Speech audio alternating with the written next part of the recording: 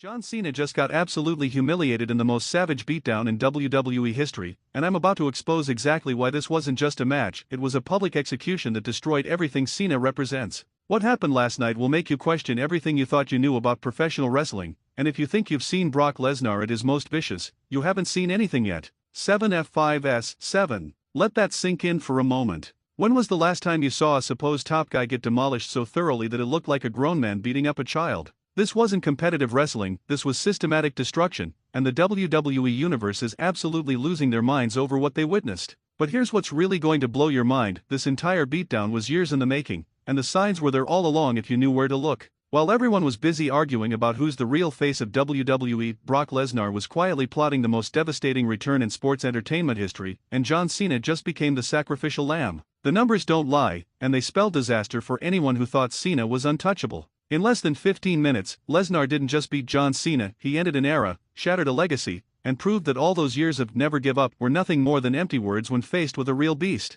You want to talk about controversial? Let me tell you something that's going to make your blood boil. This match exposed the biggest lie WWE has been selling for over a decade. All those times they told us John Cena was the toughest, most resilient superstar on the roster? Complete fabrication. One night with Brock Lesnar and suddenly the so-called franchise player looked like he'd never stepped foot in a wrestling ring before. And don't even get me started on the referee. Did you see how helpless he looked? Standing there like a deer in headlights while Lesnar systematically dismantled WWE's golden boy piece by piece. The official could have stopped this massacre at any point, but he just stood there and watched Cena get obliterated. Where was the mercy rule? Where was the towel being thrown in? This was beyond brutal, it was uncomfortable to watch. The first F5 should have been enough. Any normal human being would have stayed down after the devastating maneuver, but not John Cena. He had to play the hero, had to try to get back up and prove he could hang with the beast incarnate. Big mistake. Because that's when Lesnar's eyes lit up with that sadistic gleam we haven't seen in years.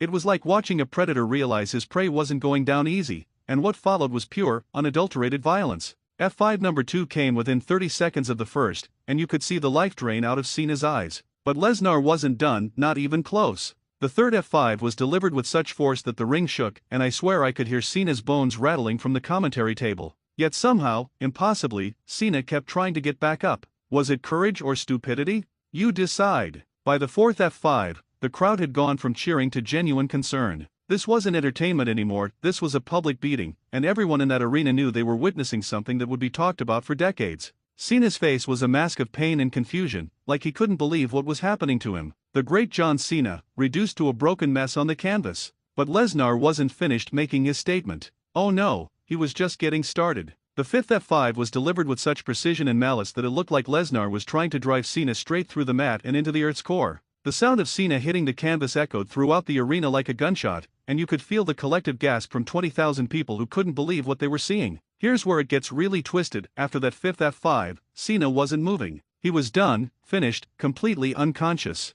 Any reasonable competitor would have gone for the pin and ended this nightmare. But not Brock Lesnar. He stood over Cena's motionless body with that sick smile we all remember from his most vicious days, and you could practically hear him thinking, "I'm not done with you yet." The sixth F5 was just sadistic at this point. Cena was completely defenseless, unable to protect himself, and Lesnar picked him up like a rag doll and delivered another devastating blow. The referee looked like he wanted to stop the match, but something in Lesnar's eyes told him to stay back. This was personal now, and Lesnar was going to finish what he started no matter what. And then came the seventh and final F5, the one that will be replayed on highlight reels until the end of time. Lesnar took his sweet time setting this one up, savoring every moment as he positioned Cena for the coup de grace. When he finally delivered that last F5, it was with such fury and finality that it felt like he was trying to end Cena's career right then and there. The aftermath was even more shocking than the match itself. Cena lay motionless in the center of the ring for what felt like an eternity while Lesnar stood over him like a conquering warrior surveying his defeated enemy. The crowd was stunned into silence, unsure whether to cheer or call for medical assistance. This wasn't the John Cena they knew, this was a broken man who had just learned what it meant to face a real monster. But here's what really makes my blood boil about this whole situation: where were Cena's friends? Where was his support system? For years, we've been told about all these relationships Cena has built in the locker room, all these people who respect and admire him. Yet when he needed them most, when he was getting destroyed in the most humiliating way possible, not a single soul came to his aid. Not one. This exposes the dirty truth about WWE politics that nobody wants to talk about. Behind all the smiles and handshakes, professional wrestling is a cutthroat business where loyalty means nothing when push comes to shove. Cena found out the hard way that when you're at the top for as long as he was, you make more enemies than friends, and last night, every single person in that locker room was secretly enjoying watching him get his comeuppance. And let's talk about the elephant in the room, Paul Heyman. Did you see the look of pure satisfaction on his face as his beast incarnate systematically destroyed WWE's Golden Boy? Heyman has been planning this moment for months, maybe even years, and watching it all come together must have felt better than winning the lottery.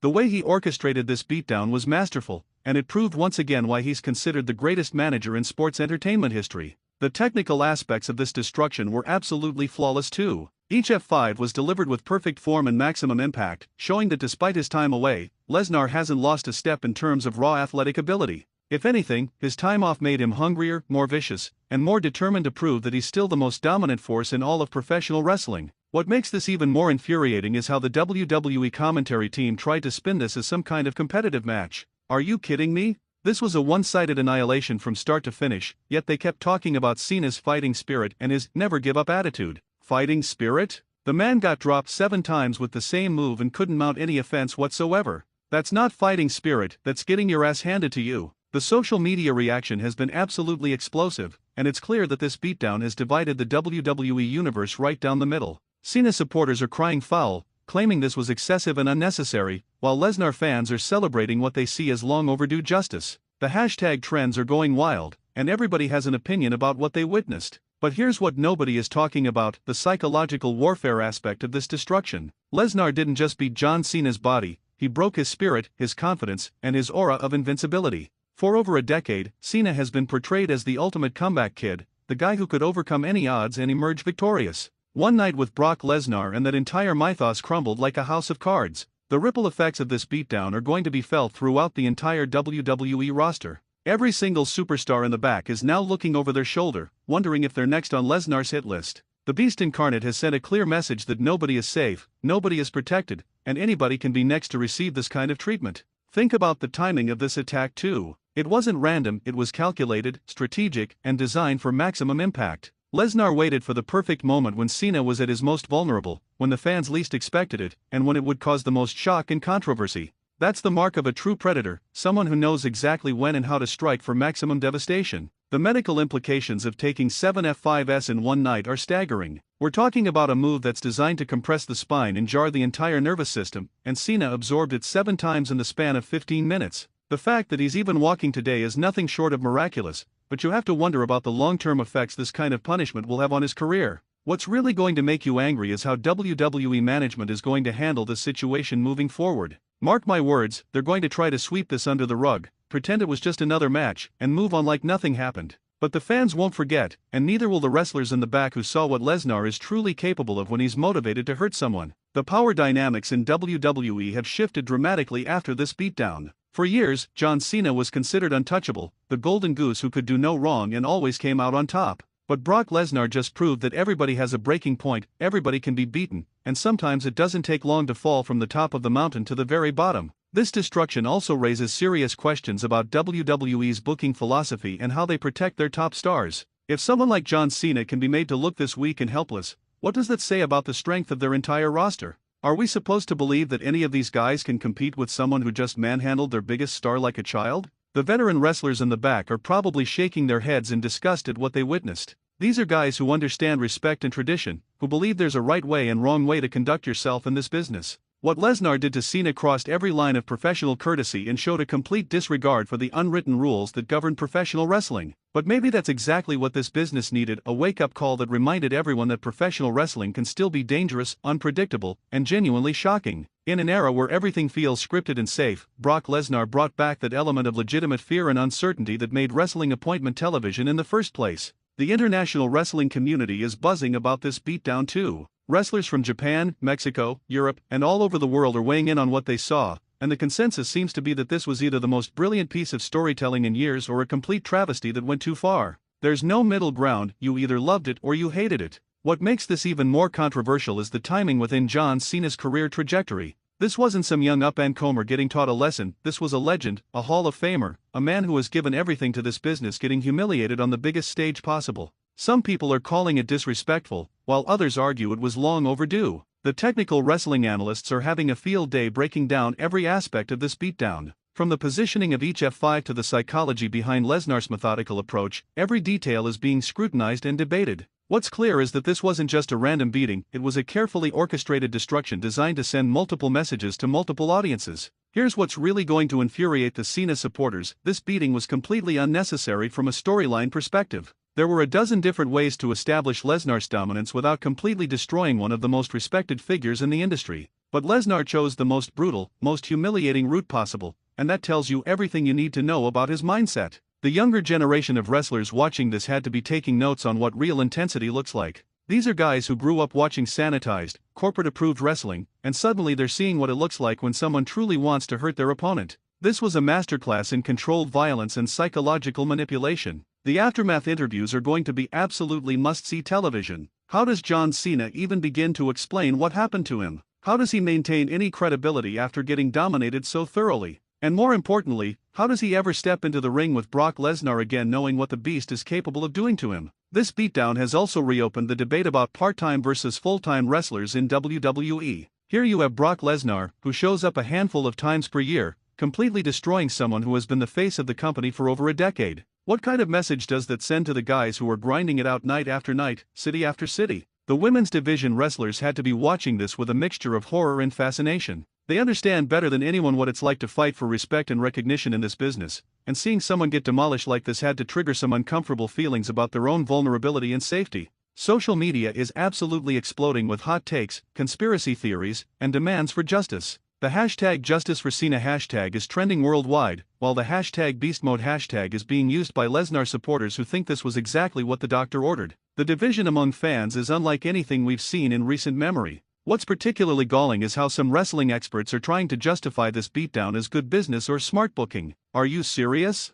There's nothing smart about completely destroying one of your biggest assets in such a humiliating fashion. This was ego, pure and simple, and anybody trying to spin it otherwise is delusional. The international media attention this is generating is unprecedented. Major sports outlets around the world are covering this story, and most of them are focusing on the controversial nature of what happened rather than treating it as entertainment. This kind of mainstream attention usually only comes with major scandals or genuine controversies.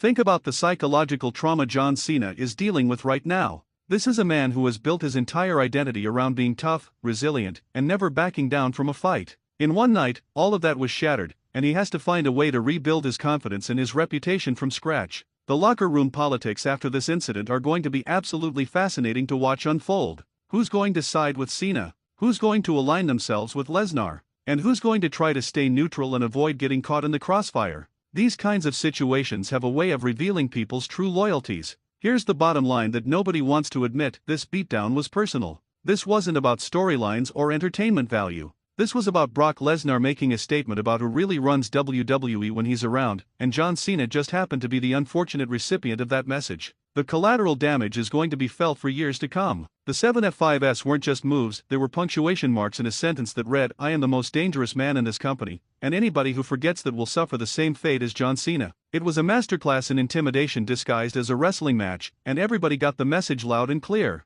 So there you have it, the most controversial, most brutal, most talked about beatdown in recent WWE history. 7F5s that didn't just end a match, but potentially ended an era and changed the entire landscape of professional wrestling forever. What happens next is anybody's guess, but one thing is certain: we'll never look at either John Cena or Brock Lesnar the same way again.